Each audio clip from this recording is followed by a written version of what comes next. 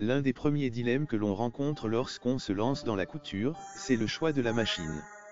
Le plus important consiste à déterminer quelles fonctions vous seront nécessaires.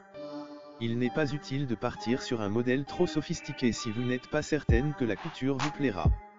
Mais gardez également à l'esprit qu'une machine bon marché ne sera pas toujours une bonne affaire.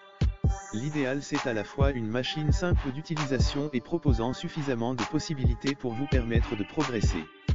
Pour bien choisir sa machine à coudre, il est important de prendre en compte ses désirs créatifs et le temps que l'on souhaite y consacrer, occasionnel ou régulier, reprise, habillement, décoration, patchwork, broderie ou encore le type de tissu que l'on souhaite travailler. Vos projets vous guideront dans le choix de votre machine à coudre. Quel que soit le budget que l'on souhaite investir ou l'usage que l'on attend de sa machine à coudre, elle doit proposer les points de couture de base, points droits, points zigzag et boutonnières, de préférence automatique en un temps, à défaut en 4 temps. Attention, la mention « boutonnière en 4 temps » signifie que vous devez changer 4 fois vos paramètres de couture afin de coudre les 4 côtés de la boutonnière.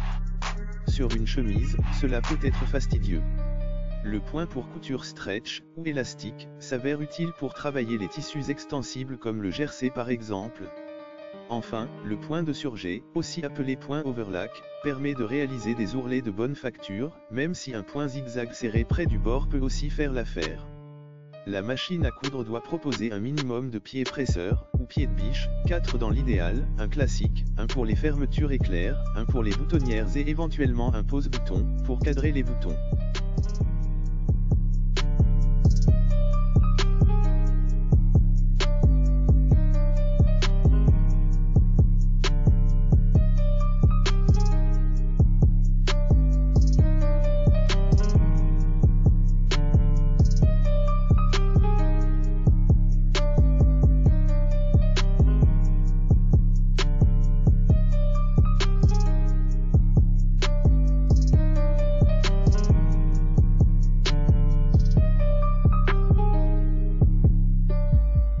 I'm trying things, you tried it too.